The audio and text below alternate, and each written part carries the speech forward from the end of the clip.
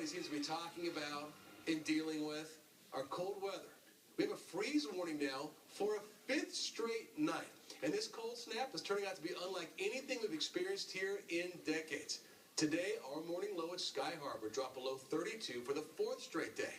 Now, that hasn't happened since December of 1978. And if it drops below 32 tomorrow morning, it'll be the first time we've had 5 straight days of below freezing temperatures since 1960, when Eisenhower was president. Think about that. This weather taking a toll on everybody's plants and trees. So what do you do if you think you've lost some things already in your yard? I mean, is it just too late? Linda Williams joins us live with some tips. Linda? Troy, I am at a home in north central Phoenix. This is the proof. This is the cover. This is one of the plants that the homeowners use. They put it over here, but look at the plant. It's not looking so good. 5 nights of freezing temperatures, perhaps too much for a lot of the valley plants. Advice from our expert, though, don't panic.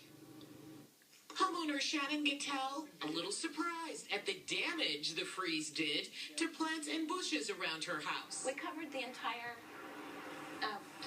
area right here, and they still don't look very good. So I thought they'd be 100% safe. Jay Harper of Harper's Nurseries walked us through Gattel's backyard, assessing the freeze damage and giving some good advice.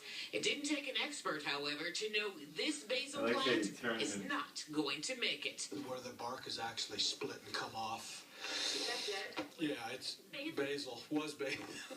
Better news on Gattel's bougainvillea. She didn't cover them at all because they were just too large. They may look bad now and will look even worse in the coming days, says Harper. But he says a scratch test on a main branch will check how healthy they are after the freeze. If you've got good bright green tissue, just with your fingernail there, why it's going to be fine. Now, the best thing to do right now is absolutely nothing. Harper says all the dead foliage is protecting what's healthy underneath these bushes. As for homeowners like Shannon, who did cover up and still see frost damage and burned leaves, Harper says, don't despair. It kept the freeze from going clear back into the major limbs and trunks, which if those freeze, that's when you really run into big problems. You have to cut things way back. They may or may not come back. So the covering may not look like it worked, but it definitely helped some.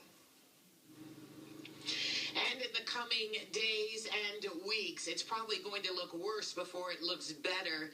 That freeze is going to just take hold and work its way through the plant, so things are going to get worse and worse. But be patient, says Harper. And you know, this hibiscus plant, based on what Jay Harper told us, we did the scratch test on the very base, and it is bright green. So the good news is it has a good prognosis, and it should be okay.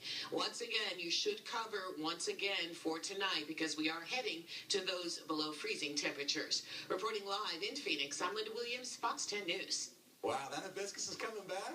That's going to be like a foot tall by the time they cut it all back. Well, good for them. Anyway, plants and trees not the only things freezing these days.